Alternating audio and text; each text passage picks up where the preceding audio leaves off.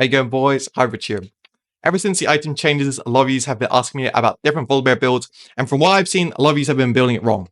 Okay, so today I'm going to give you the only 4 Volibear builds you need to know, and hopefully by the end of the video, you'll be able to tell me what to build and when to build it. Okay, so the first build that you need to know is the standard build. So this build is, in my opinion, the most common build you're ever going to go on Volibear.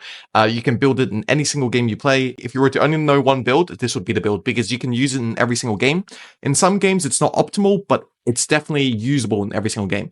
For the rune setup, I go Inspiration, Magical Footwear, and Cosmic Insight. The reason why I don't go Sorcery here is because I feel like the Magical Footwear movement speed bonus, it offsets with the Sorcery bonus from movement speed, so I don't think there's an advantage taking Sorcery in the movement speed sense. And I feel like Cosmic Insight giving you Summoner Spell Haste is absolutely massive, because it allows you to not invest into Ionian Boots, it allows you to go for the more tankier boots, or even Swifties if you need to. For the core item, it's Cosmic Drive. Cosmic Drive is by far the most broken item on Volibear. It gives you movement speed, and it gives you very good damage, despite Volibear having 80 scalings on both his Q and his W. This is going to be the core item for the 2 most common builds. Spirit Visage is probably the best sub-item on Volibear. If enemy has MR, has AP, usually you always want to go Spirit Visage because it works very well with both your W and your E, because it buffs shields and heals, right? So it is just like OP on Volibear. Like, this item is completely broken on Volibear. You pretty much build it in 95% of your games. Deadman's Plate.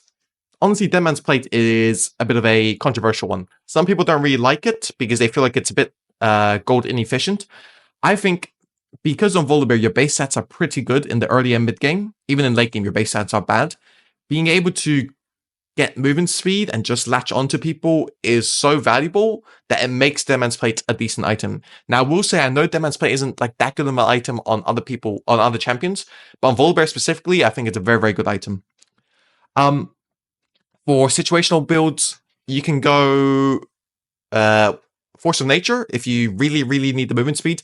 I would only ever go Force of Nature if they have 2 sources of AP damage. So let's say if they have a Vladimir top and I'm trying to think, a Hui mid that you need to get onto, and you need to dodge like the Hui like Fear or whatever. Force of Nature can be valuable then, but I don't really like this item on Volibear, especially with this build. You can go on some of the other builds, but with this build, I don't really like it.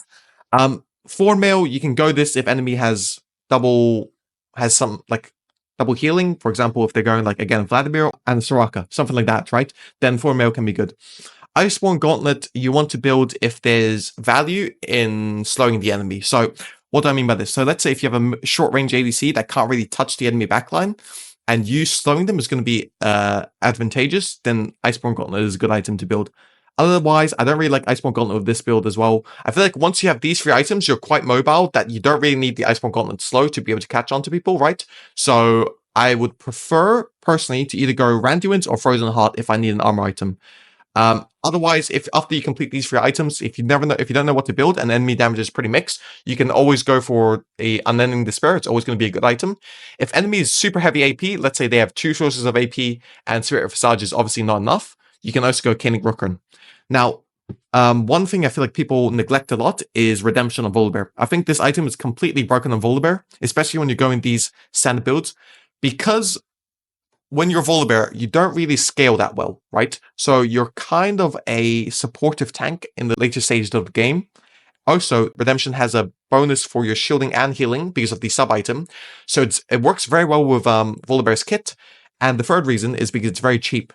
When you're later in the game on Volibear, you want to avoid taking resources as much as possible because you don't scale that well, right? You want to give it to your ADC, you want to give it to your mid lane carry, something that scales well. So you kind of only get gold income from kills, assists, and stuff like that. So you won't have too much gold to build like items like Koenig Rukern, or let's say expensive items like Randuin's, right?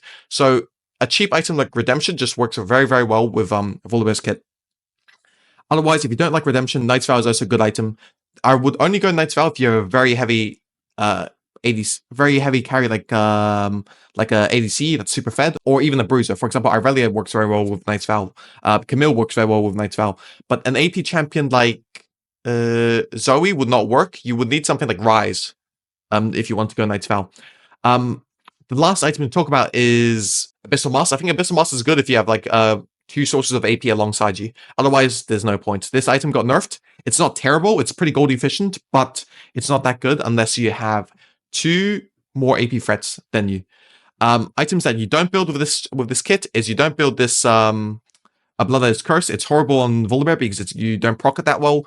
Jackshow I don't think is a good item to build with this build because Jackshow is only good if you're standing there and fighting, right? With Cosmic Drive and Dead Man's Plate, you're usually not going to be standing there and fighting. You're going to go in and out. So you're going to go for a pick and you're going to come out, or the fights are going to be a lot shorter because you're going to just burst down one target and enemies are usually going to walk back. So you don't really have that advantage of Jackshow, of the Jackshow passive that gives you armor and magic resist, right? Because the fights are a lot faster. Heart Seal is a horrible item on Volibear. I'd never go this. I mean, it's just a horrible item in general. You really only just build on Skarner or Mundo. Rod of Ages, it got nerfed. It's horrible. The scalings on it are terrible, and it's just not a good item. Locket, I feel like if you were to go Locket, just go Redemption. It's a better substitute for Locket. Locket used to be fine, but I think Redemption is now just overtaken it as the way better item. Okay, I'm going to move my camera away from this one because there's a lot to talk about. So the second build to talk about today is the CARRU build. The rune setup you go over is Lethal Tempo, Triumph, Alacrity, Last Stand, Jack of all trades, and Triple Tonic. This build kind of orientates around the Jack of all trades. It makes you super strong in the middle late stages of the game. It's definitely, this is one of the more selfish Volibear builds, so you kind of want to build it in that sense. You take a lot of gold with this build, and you're also the main source of damage for your team, right, in these team fights. The first item, the core items are Cosmic Drive and Flickerblade. Flickerblade is just good here because it allows you to dish out a lot of damage, right? And also allows you to heal a lot and stun a lot. So Flickerblade is a must-buy with this build. The secondary core items I like to go here is Spirit Visage, again, because it's completely broken, and Iceborne Gauntlet. The reason why Iceborne Gauntlet is good is because it works well with Flickerblade, because enemies can't go anywhere, right? And Flickerblade requires you to be able to hit the enemy team. So if you slow the enemy team and not let them escape, Flickerblade is very good in that sense. A other situational item that you can go, which is very good as well with this build, is Riftmaker. I didn't put it here in these brackets because I feel like you go bit less often, but there's definitely very good angles for this. When you're super far ahead, Riftmaker can definitely be a good item. Also, I feel like Riftmaker is an underrated item against champions that are non-one-shot bruiser like champions that kind of fight you for a long time. For example, Xinjiao, Viego, but Viego is a bit different now because you can build one shot on it. But champions like Xinjiao, Hecarim even, Riftmaker is very good in too. So I put it in golden brackets, but it's not going to be as common as these four items here. The items you can go here is Frozen Heart and Force of Nature. I think Force of Nature is good with this build because you want to be able to hit them, right? So having that consistent movement speed is way better than, for example, Dead Man's Plate, right? Which only gives you movement speed for one auto attack or for one rotation of your spells. I think Force of Nature is good with this build. Randuin's, I think, is also fine with this build because it slows the enemies around you, right? So again, it allows you to hit. Pretty much what you're building this game is something that allows you to hit, right? So Randuin's is fine. Caney Rookern, again, wouldn't go it unless your enemy has two sources of AP, like two AP carries. Otherwise, if they do have that, it's fine because it keeps you alive. But we'll say Spirit Visage is much better than Caney Rookern. But if you really think you need it, you can go Caney Rookern. Thornmail, I don't think it's good with this build. It's doable if they have healing and you're not that useful. Let's say this is your last item. Then you can go Thornmail. Otherwise, you can just build the base Bramble Vest and keep it until you need to sell it for your last item. I talked about Dead Man's Plate, why I don't think it's that good. And then the Sphere, again, I don't really think it's too good because you already have enough healing and skirmishing power with your Flickerblade and your Cosmic Drive. So having this, I think the Sphere is just not that good.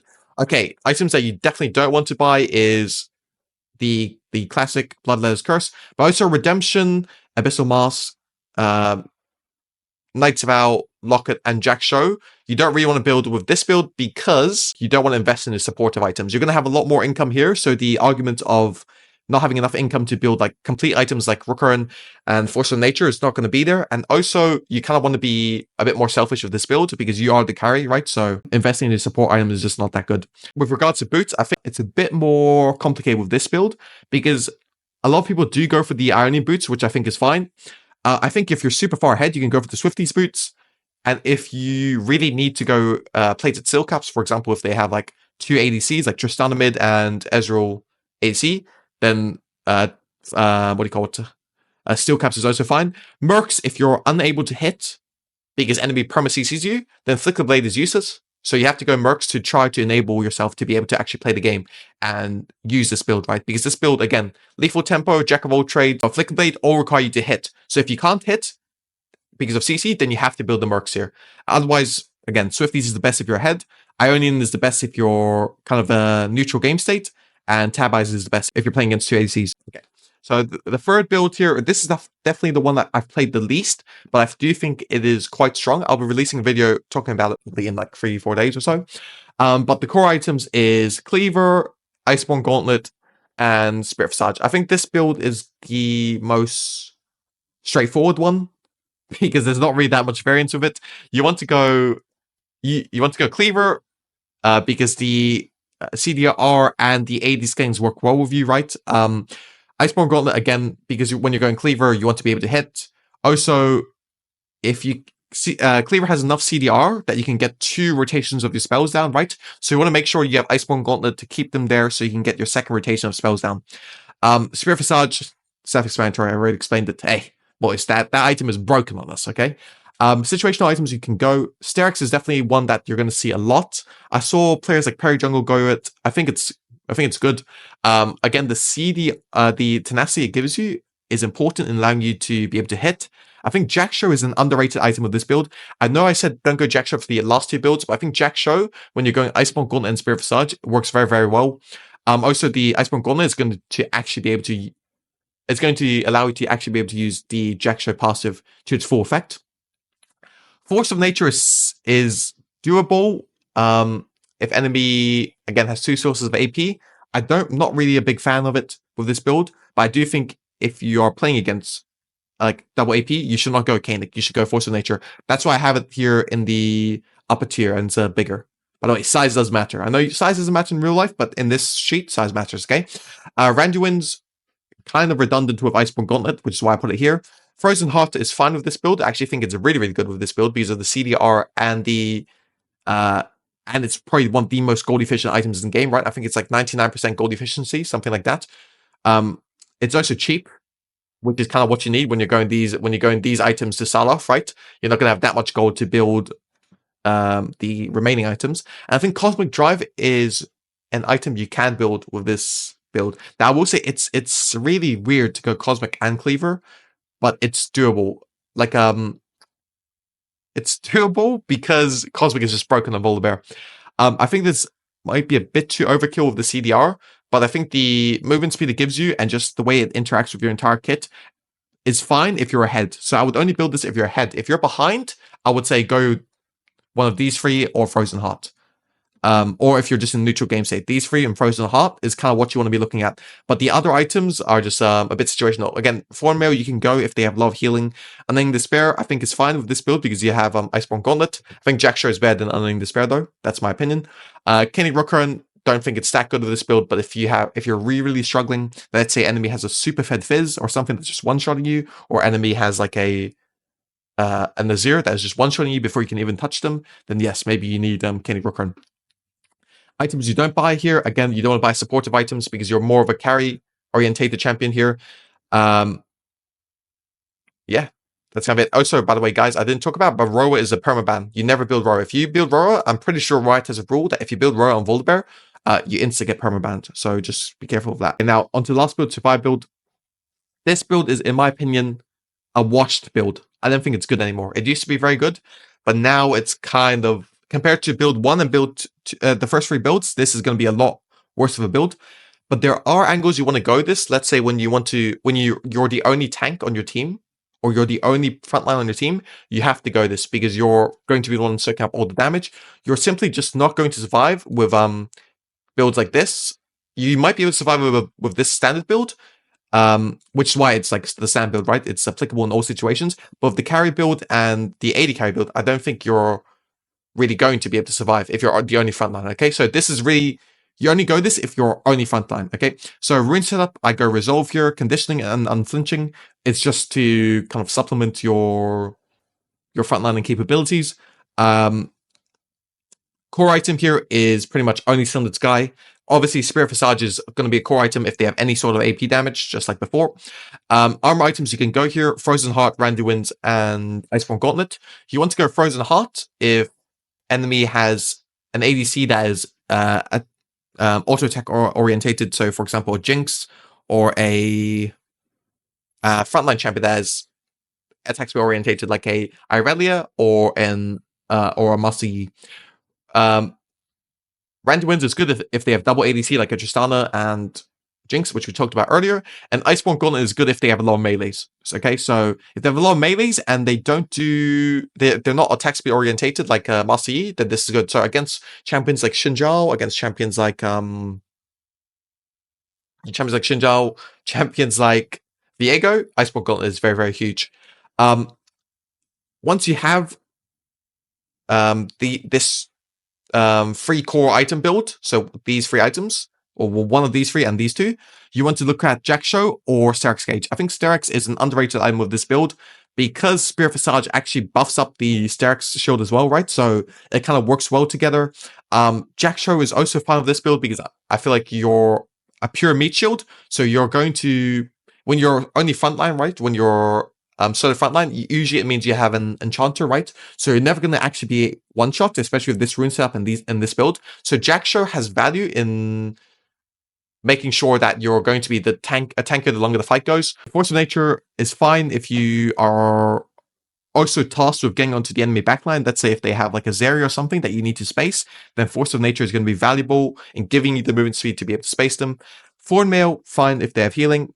Koenig, if they have a lot of AP, Koenig is actually an OP item here, by the way. If they have a lot of AP, you want to go Koenig, more so than Force of Nature in this build. Okay, so it's kind of like the reversal, because here, you're all about being a meat shield, right? And Koenig is a way better item than Force of Nature is when it comes to meat shielding. Again, Redemption is probably going to be a good item. You're not going to be getting too many resources with this build, especially with Sundered Sky. Your clear speed is going to be horrible. And when you're playing, when you're only frontline, you're always forced to group with your team, right? Because your team can't do anything without you, so you won't have as much time to clear your camps. So your clear speed's down, your ability to go farm is reduced, right? Your times to go farm is reduced. So you're not really going to get that much gold. So Redemption is good. Knight's Vow is less good than Redemption, but you can still build it. Warmogs is good if these fights are a lot of there's a lot of poke in these fights. So for example, if enemy is Varus and you're never really dying in these fights, he's just poking you, taking out all your HP. Warmogs is a good build, but I would really only go Warmogs if it's poke. Okay. Items you don't go, Abyssal Mass. It's not gold efficient enough for you to go it if you're only frontline, okay? So it's too big of a support item for you to go. Knight's Vow is a bit different because if you have like an ADC, it's way better, right? Because you actually get healing from it. Abyssal Mass, you don't get any healing from it. Locket, again, worse than Redemption, and the other 3 are self-explanatory. Okay, hopefully I was able to explain everything you need to know when building on Volibear. If I didn't, do let me know in the comments and I'll answer any questions you have. Otherwise, if you have any League-related questions in general, just hit me up on Discord. Side note, I'm returning to streaming on the 15th of May, so do follow me on Twitch and hit the sub button if you appreciated it. Peace, we out of here.